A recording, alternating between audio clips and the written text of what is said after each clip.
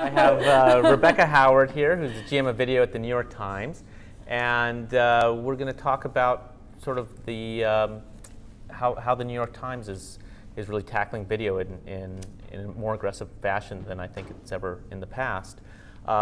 When you came to the New York Times, obviously they had an established video program for a long time, but what did you find there, and what are you trying to build?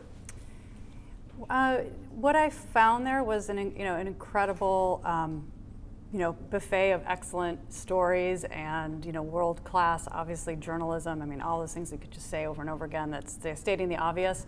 But I felt that in terms of the way that we were accessing this excellent journalism on a day-to-day basis, just needed some more support than it had before. It was really based on this idea of a one-man band or a predator or a video journalist. So we really wanted to build a fuller production capabilities, because one thing I think everybody was seeing, that it was inconsistent when you came to the Times. You would watch one video and it would seem really excellent. You'd watch another and it would seem subpar. And so we really wanted to figure out a way to make our offering as consistent as the rest of the brand. So we really built up the production facilities so that the filmmakers had more support. Right, and the videos on the New York Times are really beautiful. Everything from documentary to news, and I'm always I really get drawn into it when I do watch.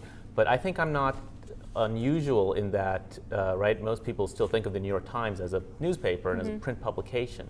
So the challenge to you, I would think, is not just to produce amazing, videos, but how do you sort of take a culture that's steeped in print, both internally, right, and also expectations from your audience, because that's what the audience is, right.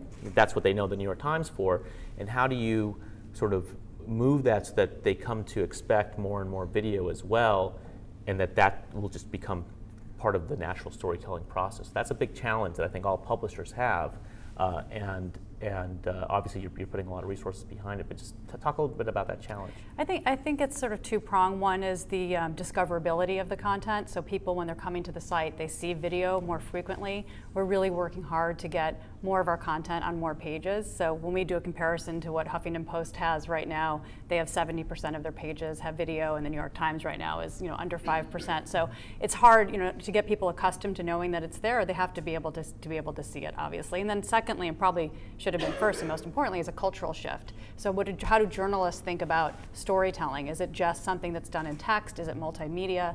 And I think we're seeing, as people are going through J School now and graduating, they're learning more about how to use multimedia skills than I think anyone ever has in the past. So there's different sort of levels of it. I think these more recent journalists are more open to wanting to tell stories in a more multimedia way. But again, it's a cultural shift, and those shifts take a long time. But right. I think it's making sure that we have better connectivity with the journalists, and we are journalists. My team is mostly journalists, so we have that ability to continue integrating. So let's take that one at a time. One is the production, and one is the discoverability. Let's talk about the discoverability first. How do people discover videos on the New York Times? Is it in article pages? Is it on the home page? Is it in the video hub? Is it through other distribution outside the New York Times when I'm in a video watching mode? It's kind of all of those things, actually. It's important for us, video is best consumed by our audience if it's within an article and it's contextualizing an article. So it's important, as we're continuing to build video, that video has an association with an article in it. But in order to get more awareness through distribution, that video has to be able to detach from that article and be able to travel down a whole distribution chain. So right. We have relationships with AOL and Yahoo, et cetera, so that we can get that content in front of more people who aren't necessarily just watching it on the site. But back to your original question, if you're an actual fan of the Times and a subscriber to the Times, you want to be able to interact with that content in a very organic way. So a lot of people are coming in through an article page. Right, and then on the production side, you have your own video team essentially, right? And they work very closely with the print journalists. And some of those print journalists have taken to video, and some of them you have to do more of the heavy lifting. Tell us a little bit about that mix, and to what extent is this assigned by the video editor versus assigned by the print editor? Have those two teams merged? When does the web team get involved? Right, when you have something like a snowfall.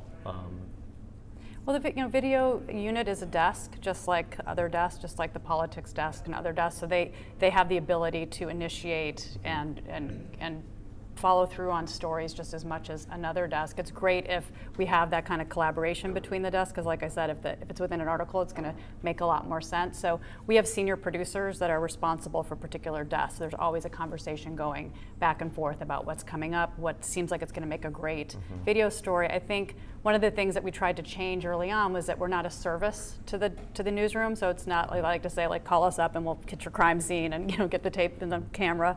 It's supposed to be like we're really looking at stories to find the compelling reason to turn it into video. Right, right.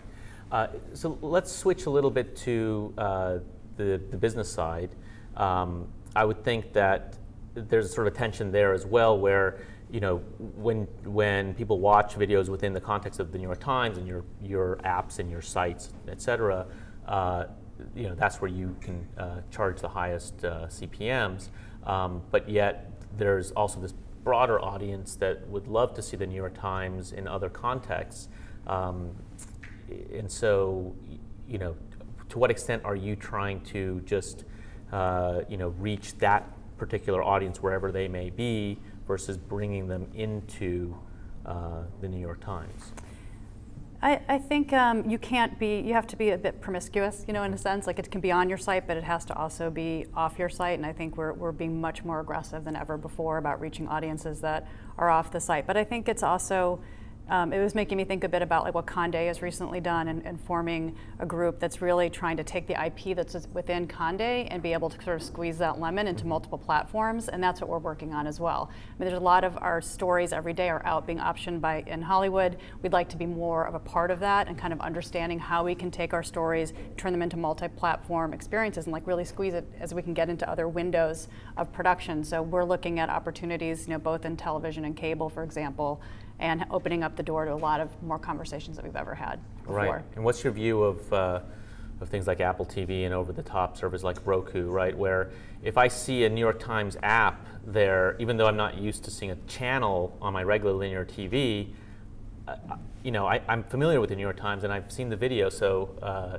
I think that you have a real opportunity there to establish yourself, as people are creating new experiences and new habits. I agree. I think it has a lot to do with when I was talking about discoverability and first getting there and realizing that it was really hard to find our content, to understand as you're watching a piece of content, what bucket does it fall into. So we've been very aggressive about creating channels of content that are based on our categories. And we feel that once that's established and we have a certain amount of original programming within each of these channels, then we have a great opportunity for over the top. So you'll see us getting into that probably in the third or fourth quarter of this year.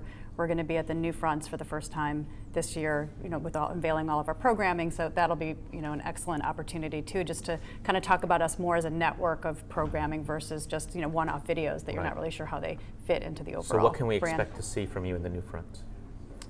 I'm going to do a dance. It's going to be pretty amazing.